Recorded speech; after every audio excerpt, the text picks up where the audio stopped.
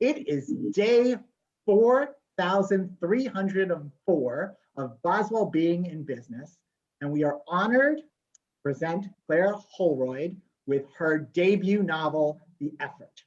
She's in conversation with J.S. Hughes. The book came out just yesterday, and it's already getting wonderful reviews.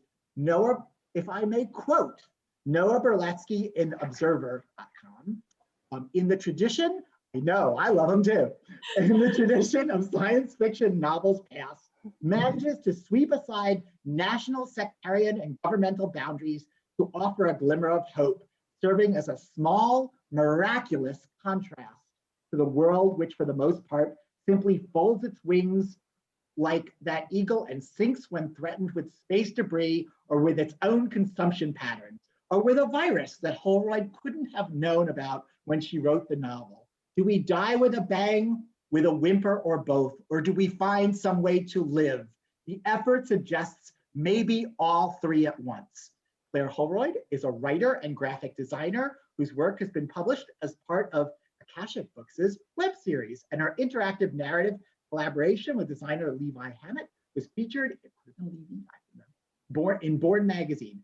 Tonight, she'll be in conversation with Madison-based J.S. Hughes, who has written scripts for award-winning films, which have played at film festivals around the country, as well as San Diego Comic-Con. And she also has a debut novel coming out in April called The Last Watch. Let's give them a big virtual hand. Thank you both for coming. Thank you so much. Thank you guys all. Yay! Thank you everyone for joining tonight. And I would love to thank our host, Boswell Books. Boswell, it's just, they have a wonderful shop in Milwaukee, and they are an independent bookstore that really should be supported. I know that, Amazon doesn't have author events like this.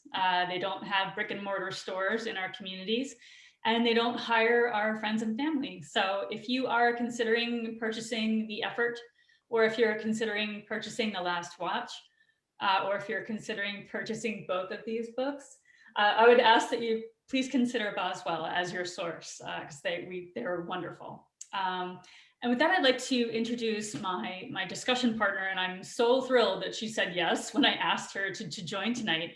We can call her Jenny for the night. It's J.S. Hughes. As we mentioned, her book is The Last Watch, and Jenny and I met each other on a Facebook group for people that are debuting as authors. And we kind of bonded by being science fiction writers, and also we're professionals in the creative industry. So Jenny, would you like to introduce yourself to the audience? Yeah, definitely. So yeah, thank you, Claire and Boswell, for having me. I'm really excited to be here. As she said, my name is Jenny, writing as JS. It's actually Dewis, but I get Dews a lot.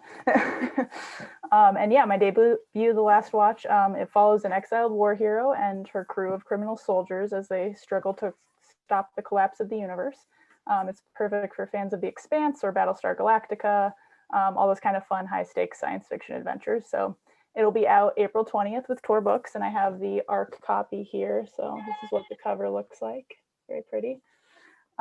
Yeah, so I come from film industry originally. I do video production now, editing, producing, animating, that kind of stuff. So lots of creative work. And yeah, just thank you for inviting me, Claire. And I'm just about an hour away in Madison, so I'm really excited for when things calm down and I can come visit Boswell in person and see the actual store.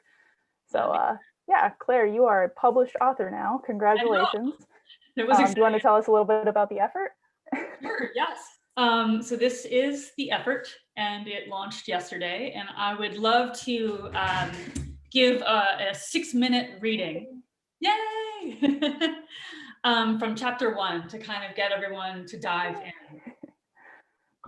Chapter 1, Out from the Shadow of the Sun, Pasadena, California, July 31st. 1 week before the discovery of dark comet UD3 went public, Dr. Ben Schwartz's phone rang in the middle of the night. No caller ID. Ben sent it to voicemail, but his phone rang again minutes later. Who's dead, he wondered. Aunt Rachel? Mom or Dad? Ben scrambled to put on his glasses and answer the call. A creaky, accented voice asked for him by name. From NASA's Jet Propulsion Laboratory, the man added. No one from the lab bothered with a full pronunciation. They used JPL along with all the other acronyms for the verbally efficient. Was there an emergency at the lab? A security breach? An explosion? Ben's girlfriend Amy groaned when he flipped on the punishing overhead lights. She shielded her face, flashing the peacock feather tattoo tickling the soft underside of her forearm. Amy's hair was now platinum blonde, but it had been flame red and tucked behind an elven ear tip prosthetic when they met at CosCon Sci-Fi Fantasy Convention. Eat your heart out, Tolkien. It had also been black during a steampunk phase, but never brown. Brown was too normal, and Amy had no interest in normal. This is Ben, he confirmed. And you are? The names of famous old masters are dropped all the time in scientific circles, so it took Ben a few groggy seconds to realize that he was actually speaking to one. Holy shit, really? Amy cursed and hurled a pillow. If anything heavy or sharp was within reach, an alarm clock, a lamp, a mace on a chain, she would surely have knocked out his teeth. Ben shut off the bedroom lights and moved to the hallway, stepping barefoot across wall-to-wall carpet, the color and texture of oatmeal. His 655 square foot condo was suitable for his bachelor years and early 30s, but was now cramped with 2 people. Amy required space. Ben wished for a larger condo, but South Pasadena real estate was crazy and he worked for the government, not Google. Sorry, Ben said, but do you mean Tobias Oxenfeld, the astrophysicist? Like the astrophysicist? Yes, the man said. I dabble in writing books as well, but no one seems to give a damn. Actually, the old bugger had won a MacArthur with his collection of essays on symmetry. Born in Austria and tenured at Oxford, he was as brilliant in mathematics as one can be without losing too much ground on the autism spectrum. Rumor had him as both a lover of Proust and Fermat's last theorem. I can't believe this, Ben said with a flat laugh. I studied your theories in school. I mean, when I picked up this phone, I'd never have guessed you were on the other end. The famous octogenarian turned gravely serious. That's unfortunate. I heard you're rather good at guessing. Dread returned. It sat heavily in Ben's belly and re-stoked his imagination. He started asking questions, but didn't get very far. I'm going to interrupt you, Ben. May I call you Ben? Sir, and you may call me Professor if you like. I worked in academia most of my life and I'm older than dirt. Now, Ben, you need to get to the airport in Los Angeles immediately. Ben halted and spoke the only word that could pull sense from the situation. Why? Because the UN is arranging your flight to French Guiana, the professor replied. You'll need a yellow fever vaccination before you clear security. Ben took a tentative step into the combined kitchen and living room. Why, I'm calling from Brussels, the professor interjected, but I'll be boarding my flight before the day is over. I promised to brief you in person. Now, there's a car waiting outside your residence. It will drive you straight to the airport. All you need is your passport. After a moment of shock, Ben lowered his phone and crept over to the sliding glass door leading to his second-level balcony. The property's front lawn looked just as it did when he bedded down for the night. AstroTurf blanketed everything but a concrete walkway lit with spotlights. Ben spotted a sedan parked at the curb. Under the streetlights, he saw shadow movements behind the driver's side window. Goosebumps puckered his skin. Then everyone started shouting. Ben shouted questions. The professor shouted that there wasn't time for questions. Amy shouted from the bedroom for Ben to shut the hell up so she could sleep. I'm not going anywhere, Ben insisted, until I know what this is all about. I can't have you losing your head, the professor warned, because I need that head. Just trust me. Ben crossed to the center of his living room for a better thinking position.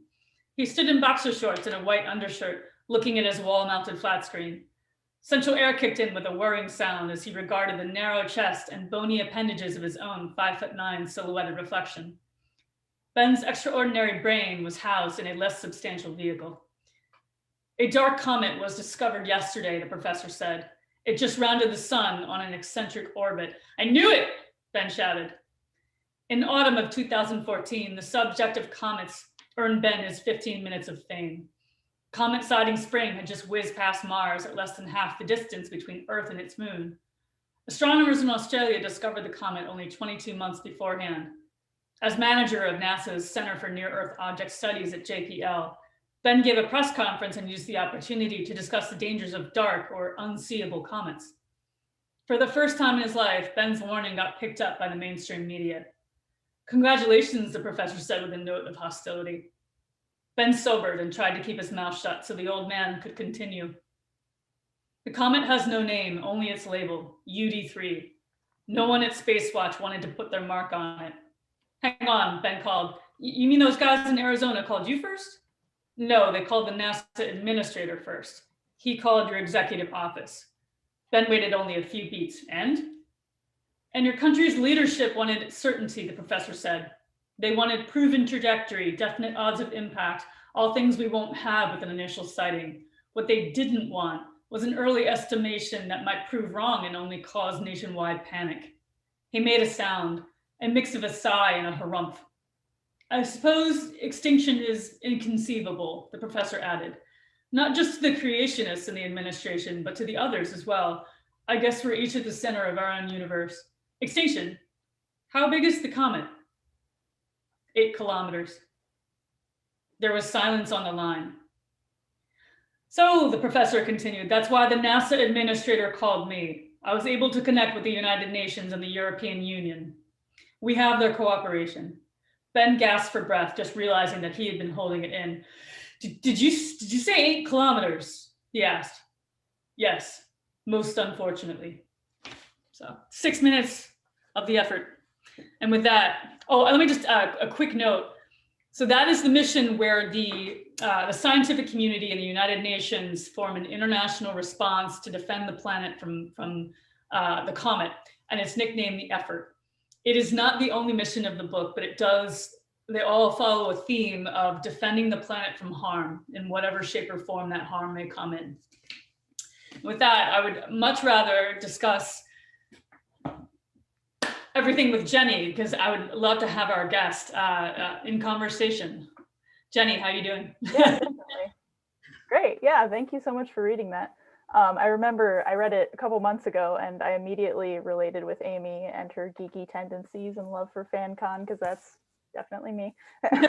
And I also have a husband who gets work calls in the middle of the night, so it was definitely a good moment of just being able to relate to the characters, which I think is like a huge strength of the book. It's got this huge scale, like a disaster movie scale, but we're really seeing it from the eyes of the people on the ground, and there's so many different perspectives too. And I think that would be a really good place to start talking about, as far as like, it's a dichotomy you show really well all throughout the effort in different ways with your diverse characters. So I guess you just want to talk a little bit about the different perspectives you chose to tell the story through and why you chose them.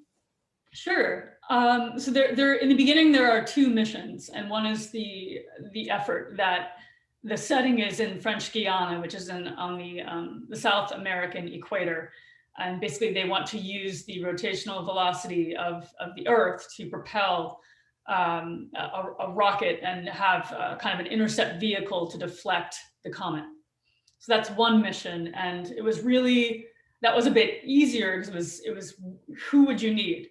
And so you heard from Ben and Amy, who are, Ben is recruited to lead the effort. You also hear from, I have a character who is a master linguist, who is a UN contractor, who is an interpreter. And she's living in the Bronx, working at Columbia University as a literary translator, but she is poached to be one of the interpreters.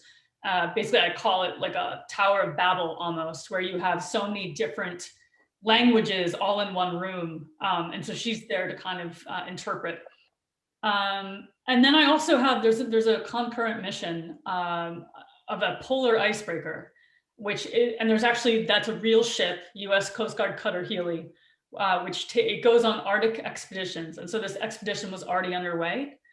And on that ship, you have the military, which they're called the Coasties. You also have scientists that are there to collect data, collect samples, collect hard information as the Arctic is altering itself with climate change.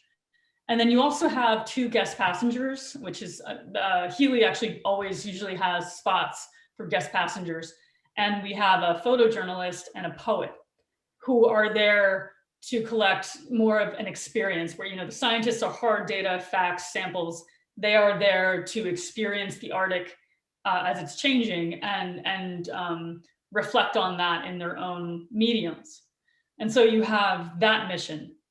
And then these 2 missions go on as the odds of impact keep increasing and the tension keeps ratcheting up as the trajectory arc is calculated with more accuracy, you then start to see, because as the reader, you're blind within these two closed environments. You just have the effort and then you have Healy. Then you start to understand what's happening on the ground as people start to face the existential threat of extinction and what that does to communities, to the world. You start to shuffle these settings as you go. And I think I remember I transitioned that way with the interpreter. Her name is Love, and her partner Rivka. We transitioned to her in the Bronx, and we fast forward after Love leaves her behind for the effort. What is happening in the Bronx as people understand that there is a comet with Earth in its crosshairs, and just kind of civilization begins to break down. And I think I do the International Space Station. I touch down in Mexico City. I start to shuffle the settings with what is happening in the world. So I did have a lot of a chance to have like some really interesting characters in all these different types of environments and how they would kind of react to one another. And I remember, I think Ann Patchett, the author, one time described it as creating family. Like she was always kind of interested in that, where disparate people create family among themselves. And so you have this desperate mission where people become family almost. And so when civilization breaks down, you have strangers kind of reaching out for one another and forming bonds and needing to do that also to survive, but also just to keep sane as the tension grows that you might have an extinction event coming. Yeah, definitely. I think that was going to be one of my other comments, was just that's kind of one of the great cornerstones of sci-fi for me personally, is watching relatable characters feeling small and inconsequential, like they are, but they're pushing past it, regardless of, that uniquely human burden of knowing how impossible the odds are. And that's just kind of one of the great things, I think, and unique things about science fiction in general. And I think something you did fantastically well in the effort. I was really surprised as I kept getting new points of view, pleasantly surprised, and all the different ways different people handled things. And I think that's something really unique you've got going on, and I really enjoyed it a lot. Thank you. It surprised a lot of people too. They didn't expect it to have more than one mission. They read that first chapter and they're like, okay, that's the mission. We're gonna save the world. And then we're gonna have a Hollywood ending and Michael Bay is gonna take a bow and it's, everything's gonna be solved. And they were surprised that, we had a polar icebreaker, that we all of a sudden are in the Bronx and civilization is breaking down, and Rivka basically connects with her neighbor and is like, you and I need to leave the Bronx or we are gonna die. We need to cross the Harlem River. And she needed him and he needed her, and they just kind of save each other. I guess they weren't really expecting so much of a human element in a disaster story. But for me, I'm not interested unless I care about the characters, unless I can empathize and be kind of in their shoes and their point of view. I don't, like a lot of these really blockbuster type thrillers kind of have shallow characters at times, and I wasn't invested. So I really wanted people to fall in love with the characters and be invested and really care about their fate as much as I did. Yeah, I think you were definitely successful in that regard. Thank you. So yeah, I guess you kind of touched on this too, but something that I found really uniquely compelling also about the effort was those two different apocalypses that are kind of happening. The comet and then the very present and looming, climate change issue. Do you want to talk a little bit more about your decision with that and how you balance the two and why you chose that? Sure. I guess I started with the cosmic collision idea, but I couldn't help bringing in, I guess, my own concerns about the environment and species loss. And so I was reading up about the Arctic anyway, and I just couldn't help bringing that in. And I just was starting to study polar icebreakers, and I think what was it? There's an author who wrote "We Need to Talk About Kevin."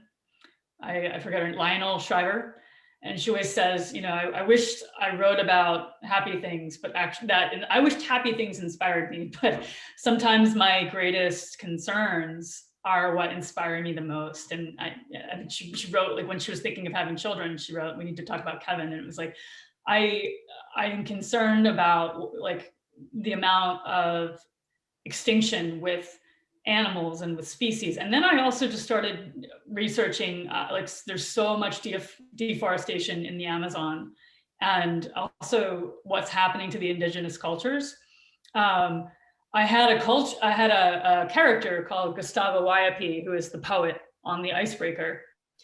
And you find out that he is actually on the icebreaker because he's fighting extradition from Brazil. I read a book called Waiting for YY, and I was researching the tribe, and I think the last anyone had really touched on them was 1982 or 3, and it was just quiet. And then all of a sudden, as I was writing, I think in like 2018 or 2017, Temer, who was the president of Brazil, went after their land. And then they blew up in the news. They were in the Guardian. They were all over. And it was like, my YIP, even they were going after the most remote parts of the Amazon as I was writing the book. And I had hoped that they would kind of hide and stay safe, but there really wasn't anywhere left to hide, because the forest is burning at such a magnitude that their land is, that now they're going after the minerals under their territory. So it's just, I couldn't help but bring these things in that concerned me. And I was trying to save the planet from a fake comet. I started trying to save it from other threats as well. And so I figured it was really all the same effort. They might be different missions, but it was all the effort to save Earth. And it's really the only planet that we have. So I guess I couldn't help it. I couldn't help but bring that in. And I know that some people wanted the Michael Bay techno thriller, and it has that. It's not that it doesn't have that. It's got the doomsday clock, and it's got the international perspective, and it's the full ensemble cast working against the clock to save Earth. But it also has other missions, and there's a different kind of harm that I want to save the planet from that I think is very real, whereas Comet UD3 is not.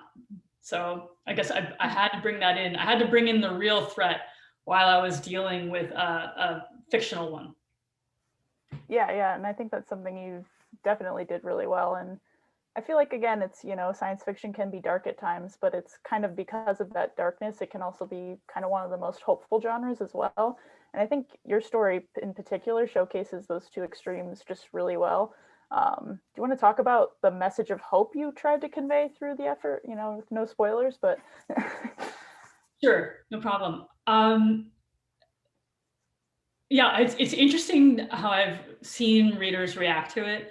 I guess because I am pretty eclectic, and I also, in my reading, and also I've gone to dark apocalyptic fiction, or just I've read up on war and battles, where you really see the grit and the glory of humanity. So I guess I'm a little more, I wasn't, whereas some people are not used to reading up on that, and they might say it was like, this got dark, and it says, yes, it can get dark, but there's also the characters where that was the first part of hope, is there is hope in other humans, and there's love even outside of family, like friends that become family. There is hope in what we have with each other, and also acts of altruism, where I can't think anything could be nihilistic if you have people willing to give everything they can to save the planet, to save civilization, to save, and that means giving of themselves. I mean, you have in the effort, I have people not sleeping, and they're giving everything they have and collapsing, but they're doing what they can. And to me, there's almost like a beauty in that, and what people are willing to give to save the whole, the collective, like their home planet, everything they've ever known. I would say there's hope there. There's hope in that we have in each other. There's also hope in the next generation. And I guess I would just say, like in the acknowledgements, I said, you know, every time I see like young activists, you know, taking to the streets and doing school strikes, and I'm so flabbergasted and proud that children who, you know, in our generation, my generation never saw a war. We never had to march for that. We never had to march for or against. I think we've had it kind of easy. You know, I didn't have polio. There's so much that I didn't really have to face. And yet this next generation is standing up for so much, like standing up for climate change, standing up for Black Lives Matter. Like they are so politically motivated that and they want the greater good, whatever their idea of what that might be, like on either side of the spectrum. I'm so respectful of that they care and that they are active and getting out there and are asking questions. So I would say there's always hope with the next generation, and ours is definitely included. Awesome. Yeah, I love that. So you kind of touched on some of this stuff a little bit before too, but I'm wondering if you can go into more detail. One of the things I really loved about the effort was how detailed it was. Like every different setting felt so believable. I just felt like I was dropped right in to the place with that person. And there are so many different settings in a very good way. So can you talk a little bit more about the research you did to bring the novel to life? It must have been very extensive. Yes, it was. Yeah, and there were like different depths that I had to go to. The effort in French Guiana, there is actually a European spaceport there, the Guiana Space Center, and it is run by the European Space Agency, the ESA. And so I could look at maps, aerial maps. I could look at interior shots. I could, you know, there's so much online that I could kind of pull and just see for myself, like, oh, that's the mission control room in the Jupiter Center. Like I could see that and then translate it to a page. There were some parts that had to be much more deeply researched and couldn't just be looking at, you know, imagery online. I would say Gustavo Waiapi was definitely my most difficult character. I mean, my experience growing up as an, you know, East Coast American is so different from his, where he is part of the Waiapi of Amapa, Brazil. They were like one of the last uncontacted tribes in South America. His experience and getting inside his head would have been so different that I had to kind of go partially in the middle, where I had to make him where, and it's true, like many of their children are kind of taught by missionaries and kind of moved by missionaries. And so I have him kind of being acculturated. And that's kind of the only way I can really justify getting in his head, is if he is acculturated by our you know, our usual modern technology and civilization and getting out in the world. But I had to read I had to read a book called Waiting for YY, which was written by a Scottish linguist who went to live in their village on the Nippercrew River from, I think, like 1974. I think he lived for like 4 years and then visited them again in 82. So I needed a deeper understanding of them there. And also just the politics of the Amazon. It is the wild, wild west down there. And there were so many activists that were dying. I had to do a much deeper dive for that as well. And so I had to read up on, and also there was actually a book on, it was like a book on ecocide and slavery, which I read as well. So there were some where I could do very easy research, just like online, like just getting video, photographs. I loved blogs because then that kind of gave me the experience of someone talking in their head as they're experiencing this. Like I would, people on Healy, on the research vessel, would keep blogs of their days. And so just kind of getting the run of the day from that perspective, like a diary. But then we had, the Amazon, which was much more difficult for me as to really get inside. So I would say there were different levels, but it was definitely extensive, but it helped me really flesh it out and including the people. Like the more I researched people and their cultures, the less two-dimensional their characters were.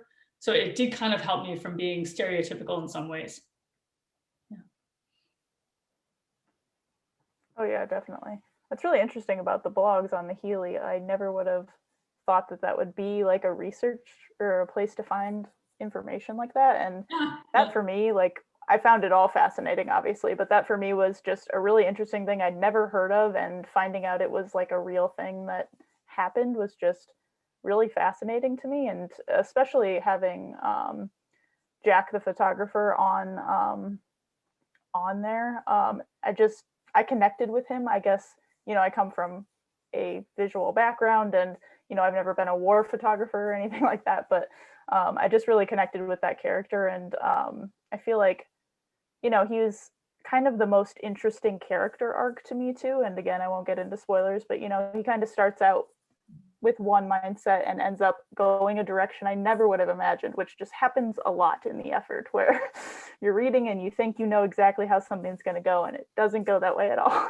And it makes it a really exciting read, and just really you want to turn the page, like not necessarily because it's like action-packed things happening, like you're saying, it's not a Michael Bay movie, but because of those twists and turns, it just makes it really compelling read. And speaking of my favorite, and you were like, what? I think you emailed me when you were reading it, and you're like, I'm down to 20 pages, biting my nails. And I was like, yeah. Oh, yeah. Yep. And now my friends are starting to ask me, like, so this character, do they? And I'm like, nope, not telling you. Not telling you anything. You have to read it. But yeah, so Jack was definitely, I would say, if I had to pick favorite characters, and I know it's hard for you to pick probably, but if you had to pick one, who would you say is your favorite character? I would say Rivka is my favorite, but Jack is a close second. He was just so, he was just such a like fun, easygoing, funny guy, but then also, a player. Like he was definitely like a ladies' man who, and also like probably was suffering from PSD from being a war photographer, and had always kind of run from things in life and run away and run to. Definitely was a thrill seeker, but had like an easy manner to him that I thought was like really easy and enjoyable to write. And he's a character that like other characters kind of gravitate towards.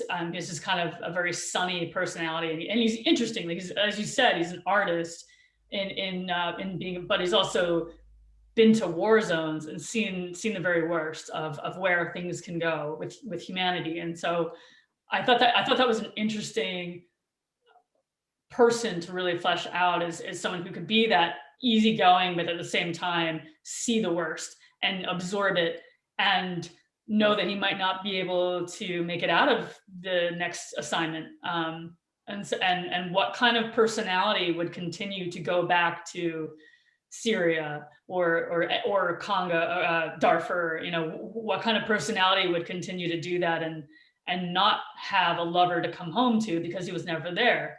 So I guess it was kind of like finding out what kind of person would be that way, but still have him be likable. Yeah, definitely.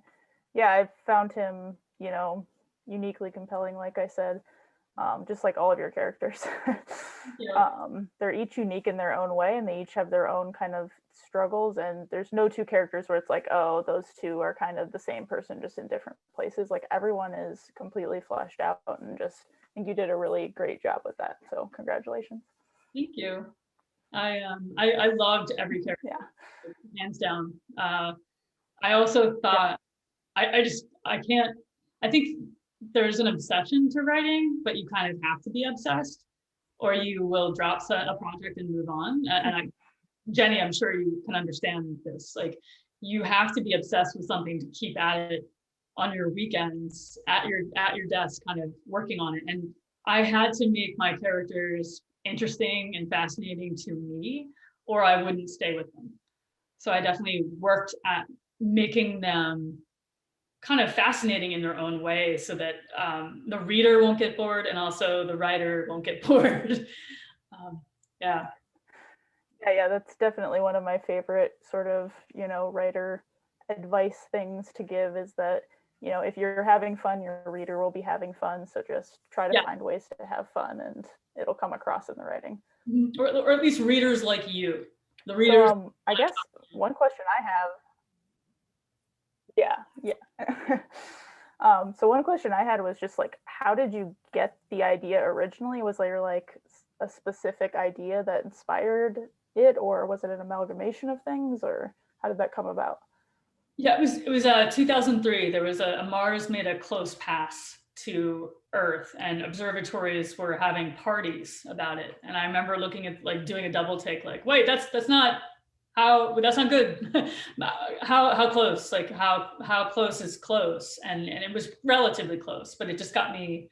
I started investigating comets and asteroids, and of course, the what we believe caused the extinction of the dinosaurs so long ago, but just also elsewhere, like in all, like, the ones that kind of leveled Siberia.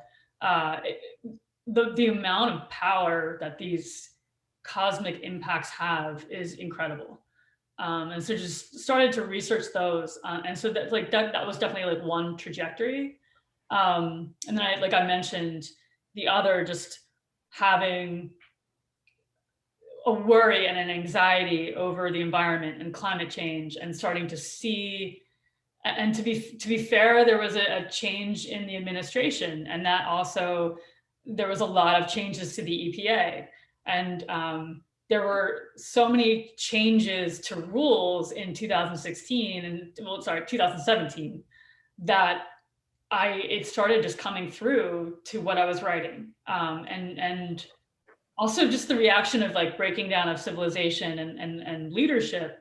Like I mentioned, the scientific community knows how to collaborate across borders.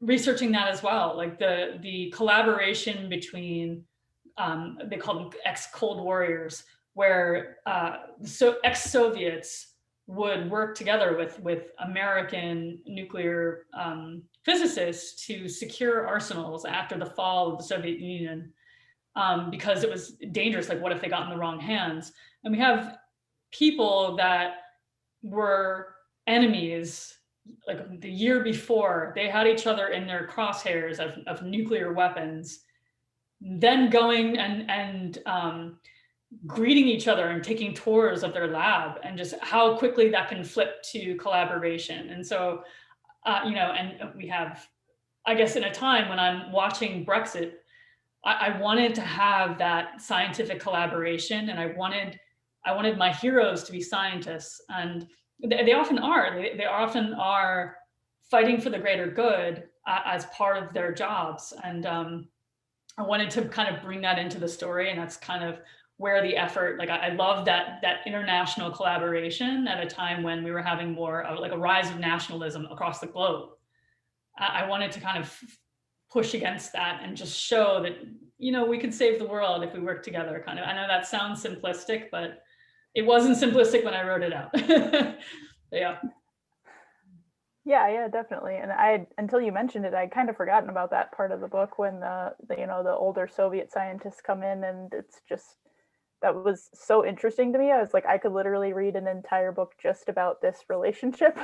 Yeah. And their histories together, and then how they, end up coming together for something like this. And it's just, that's one of those moments where it's like, okay, things have gotten dark, but there is hope. And that's definitely one of the strengths of this book, for sure. And that actually happened with the scientists. Nice. There was a scientist with the last name of Hecker who invited the Russians to Los Alamos, and he was flabbergasted they actually accepted.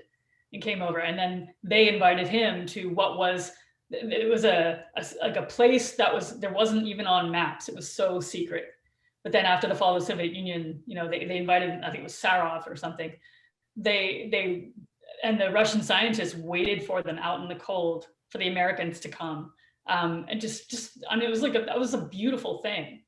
And again, these were former enemies, but enemies just by nation, just by the fact that their nations were in a Cold War. How they would then act like old friends together and work to make the world safer by securing these arsenals that could annihilate like half a continent. I thought that was pretty incredible. So I agree. Like when people say, "Oh, it gets dark," I'm like, yes, but it also there's light though. I mean, there's always both together. That's what makes it light, and that's what makes it dark. They compare.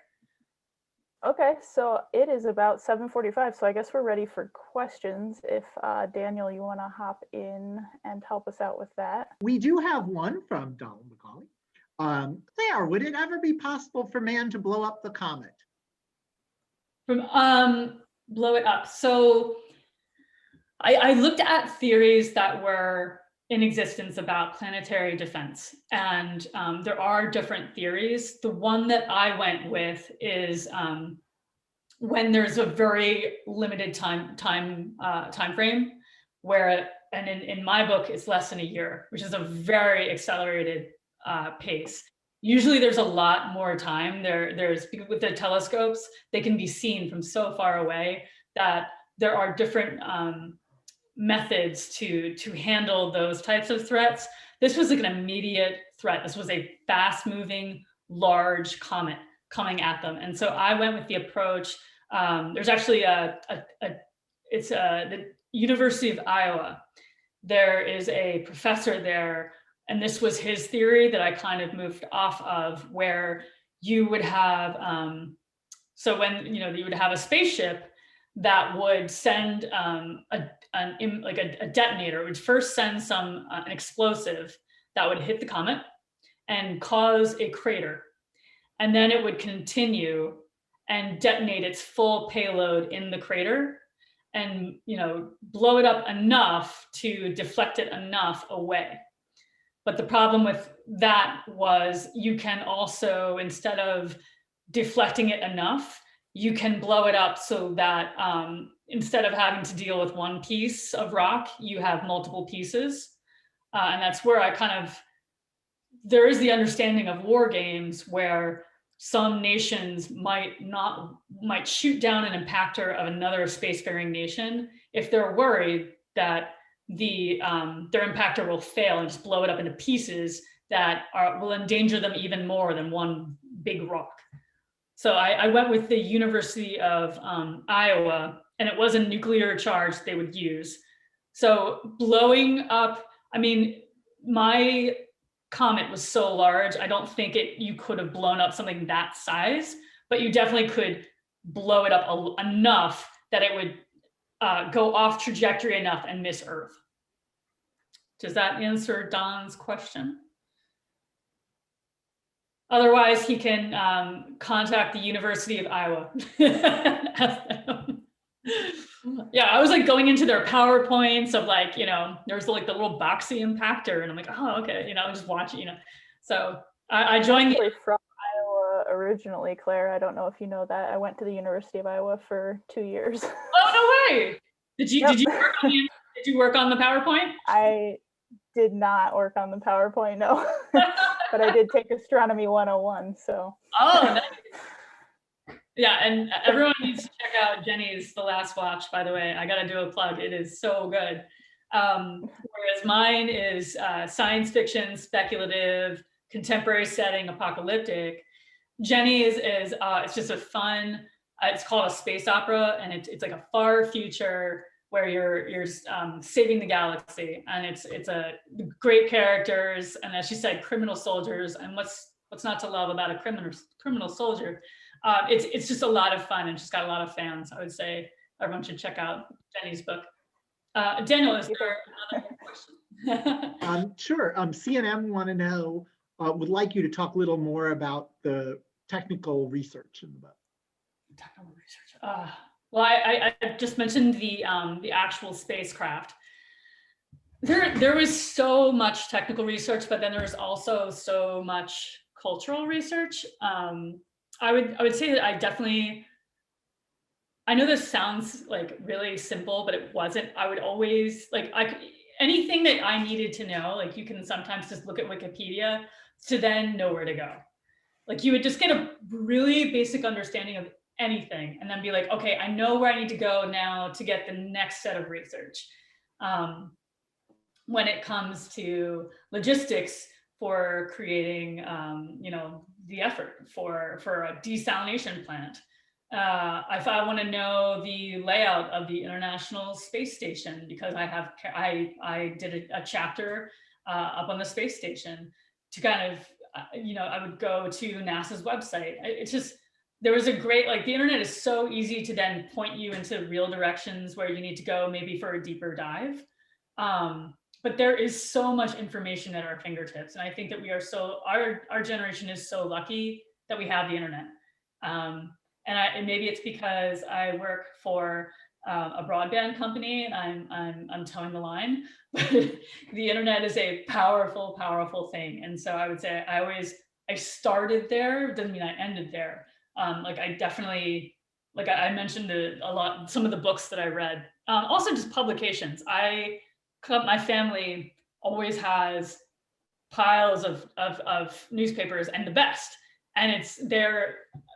I mean, my husband, I love it. He is so knowledgeable about current events because he constantly is flipping through the Financial Times or the Economist or the Guardian or what have you. He's so aware of what is happening in both high level and detailed level that I would find a lot that way in articles and publications. So yeah, I mean, technical, it depends which technical we're talking about. I also did a lot of research because I have a character who's Chinese, Jen, just about, I read a book called Decoded, where there was a character, it's fiction, but it kind of is based, it's by a Chinese author, about a family that is just brilliant in mathematics and how one of their family members survives the Red Army by being a cryptographer. And I just kind of got into that idea of having a family that was so incredible, brilliant, but also had to kind of be quiet about their brilliance as to how did we manage to find this character who's so amazing, but isn't world known? Kind of having a family that is brilliant, but kind of keeping their genius kind of in check. And so I had to do a lot of research just on Tiananmen Square, on the rise of Mao, and just all that went into that character. Her name is Jen. I hope I'm pronouncing that correctly. It's Zhen. I think it's Jen. All that would go into her, because she is she's probably one of the most brilliant heroes of the scientists, and what would go into her that we wouldn't have known about her worldwide. So I had to kind of go into the culture of her how her family came to be. And so there's some background there as well. Yeah, so I would say there's so much background. I had to do technical, I had to do political, because there's also, I'm dealing with world leaders. And then there was also just cultural. I had a character from Kenya, and so I had to kind of research where she would come from and how she would kind of have she grew up in an orphanage. I had to kind of understand how that would work. So there was a whole different categories that I had to kind of go through to not sound like an idiot, and I hope I did that. I mean, I think I said in the author notes, there were so many details. I tried to get them all right. I might not have, but I tried, and I got a lot of them right. I'm not saying all, but I got many of them right, which I'm pretty pleased with. So I also did an excellent copy editor, which I can thank my publisher for. We've kind of two bookended questions from Kelly DeSantis and Athena Chan. Kelly asked, how did you decide to start the story where you did? Was it the original? Did that change? And then Athena Chan says, how did you know when the story was going to end? And did you know how the story was going to end when you started it? it's a kind of a variation on the pantser planner. But Okay. Very good question. Yeah, thank you, Kelly, and thank you, Athena. Like, I guess actually, if technically, I now have a prologue, whereas the manuscript that I sold didn't have one. And so just to give you an example of the beginning and how important your editor is, very, very important. In fact, Ira Glass has a hilarious, he speaks at the Columbia Journalism graduation. And he's like, your editor is so important. Choose your editor like the person you have sex with. Don't have sex with your editor, like in the same breath. But your editor is so important. They're just, my editor was wonderful. And she said, the first chapter is where it always started. I don't know, in my head, it was always the call in the middle of the night where you wake up and you're like, there's an emergency, what happened? And it's the discovery. So it was always that first chapter, but my editor said, it starts too quickly at Mach 10. Can you give me a prologue of the detection, where the comet is, how is the comet spotted? Can you give me a page of lead up to get to that Mach 10 call in the middle of the night? So I would say chapter 1 was always chapter 1. The prologue was added after I got a fabulous editor. So that's the beginning. The end. The end is a very good question. And I'm trying to think of how to answer this without spoilers.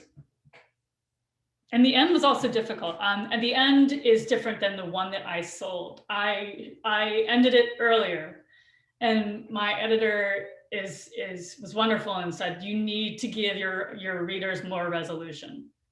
And I guess I almost have a habit of not wanting to give endings that are solid, because I want people to kind of put themselves in the ending.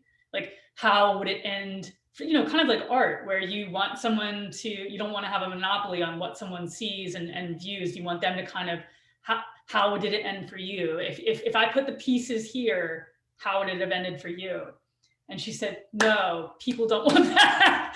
And it's actually true. Like, and my mom is always like, yeah, but how did it end? And I'm like, okay, I need to say, how did it end? People want that resolve, because it feels good to know, to have that conclusion. So I definitely, and I worked really hard on the ending. And one time I gave back the manuscript and she said, this is great. I'd really like you to write another chapter with these 2 characters. Can you get it to me next week? And I was like, yes. And so I worked on a new ending. I don't know. Yes, I added both an epilogue and another chapter at the end. And I'm really happy I did. Like I said, like Ira will tell you, editors are very important. I added a chapter at the end, which I think like gives a lot of resolution to where it needed to go. At least I hope everyone will agree with me there.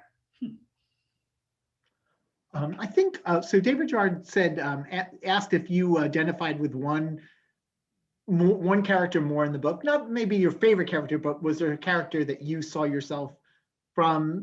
I'm paraphrasing the question, but then the second part of the question was, did you write characters that resemble other people in your personal life? And I don't know if you know them or not, but that question might really be, am I in the book? So, hey, David. You're not in the book. I found that I could put myself in all of the characters, and that's how I could write them. If I couldn't put myself in the characters, then I wouldn't have done a very good job of writing them. Some of them were easier. Like I said, Gustavo YIP was very difficult for me. Others were so easy and enjoyable. Rivka, who's a New Yorker, was a lot of fun to write, and I'm easy. Amy, who's kind of like a brassy but like really fun and sexy. She's kind of like a tech groupie. She just loves brains and intelligence and an intrigue. She was a lot of fun to write. Jack, where Jenny mentioned, Jack was a really wonderful character who was very intriguing to me, because also he he was an artist, a photographer, and so I was interested. That was something that I could easily identify.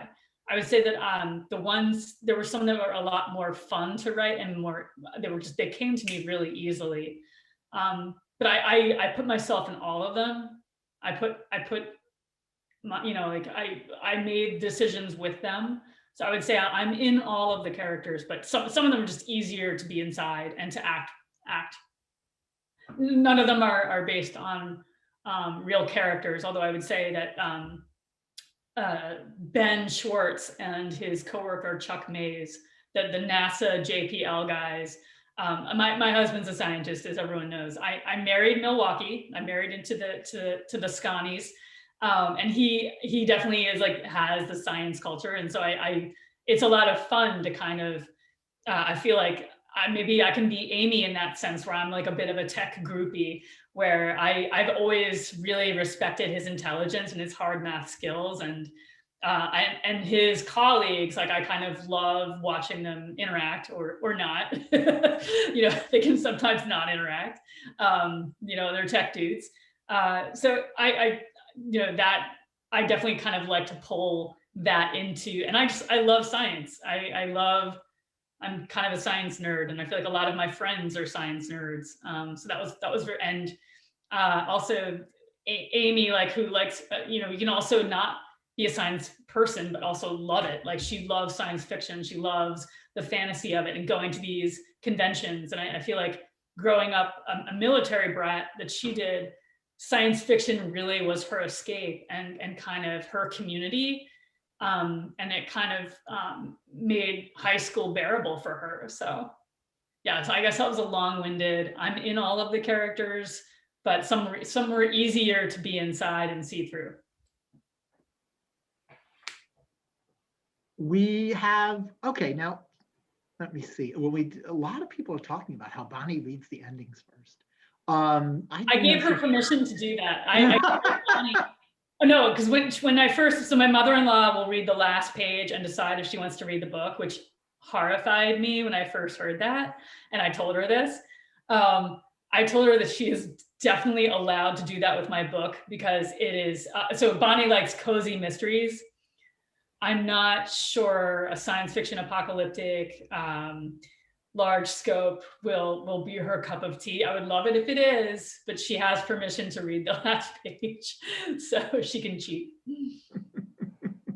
Well, Bonnie, I don't know. I hope you read Murder at the Mina House, because I think you'll like it a lot. But let's go on. Ann Kim has a question about the journey to being published. I just wanted to simplify it a little, just because a lot of the things are pretty standard. But was there something particularly unusual about your journey? A little different? I think I would say it was hard, and I would say it's not unusual. I think maybe I'd love to hear Jenny's as well. I think it's hard. It's just, I pay half the mortgage, and that's kind of where I focus. And I have a great job as a graphic designer. I have a wonderful team, and that's really where I focus during the week. So on the weekends is kind of where I get to write stories and make up people and places. But then I don't have an MFA. I don't know anyone in the publishing industry, and you have to get an agent to get a publishing deal. And how do you stand out against everyone who has ever wanted to write a book? And how does your book stand out from all the other books out there that are wonderful and just want a chance to be on a shelf somewhere? And the publishing industry is having trouble, especially in the pandemic. And so another pitch for Boswell Book Company to support them. It's a hard industry, it's a slow industry, but and the people there are wonderful. They're doing it for the passion. It's not like they're in the finance world. They do it because they love books, they love stories. So I would say it's hard, but I mean, there's a reason all of us are still doing it. I've always loved books. I've always wanted to be part of books. And I don't think I'm unique in that. So I would say it's hard. It was really hard, but I don't think I'm at all unique in that situation. Jenny, what was your experience? Yeah, it seems like we had pretty similar experiences where, full-time job doing something else and just passion projects on nights and weekends, just work on it as much as you can. Um, I was the same situation where I just cold queried agents. I didn't, I was coming from the film industry. I didn't know anybody in the publishing industry or even how the publishing industry worked. And it just kind of, was a matter of putting all of my time and effort all of the time into it Yeah. and eventually seeing results. So yeah, you got to be really patient. People were surprised when mine was particularly long, but I signed my contract in November 2018. So that's about 2.5 years. Normally that's pretty long for a publication. Yeah. But they wanted both of my books to come out in the same year, the first book and its sequel. So I kind of had to write 2 books at once. I don't know how. So mine was a little unique in that way, in that the sequel will actually come out just 4 months after the first book. Normally it's usually about a year. So it'll be worth the wait in the end, I know, but it was really hard to wait, and also just to not tell anybody, because I found out about 5 months before I signed my contract that I had an offer. So there was a long waiting period of just like them going back and forth and that kind of stuff. So it's an exercise in patience for sure, but it's definitely all been worth it, and I'm loving every minute of it. So I can't complain. Yeah, it is a dream. You do it because it's a dream, and Yep. you can't not do it. So you keep going for your dream, even though it's really hard. And as Jenny said, it's a rush. When you get that book deal, you're top of the world. You're going for your dream, and nothing's going to stop you. Yep. Yeah, I think the tour must it's definitely be high highs and low lows, but tour did something similar with Mary Robinette Kowal's Lady Astronaut series. So where they did the first 2 books. Yeah, they've been doing some different things. I know someone with my editor, she did 4 books in 4 months. So it was January, February, March, and April of 2020, unfortunately. So I'm not sure if their experiment worked really well. But I think the books did fairly well, but they've been trying new things with that, as far as doing a little more rapid release and waiting a little longer to release things. So we'll see how that goes. Last question, I think, for the evening. It's from Jordan Rubenstein. She'd like you to put yourself in the book and say, if you were a character, would you rather be on the icebreaker or on the space station?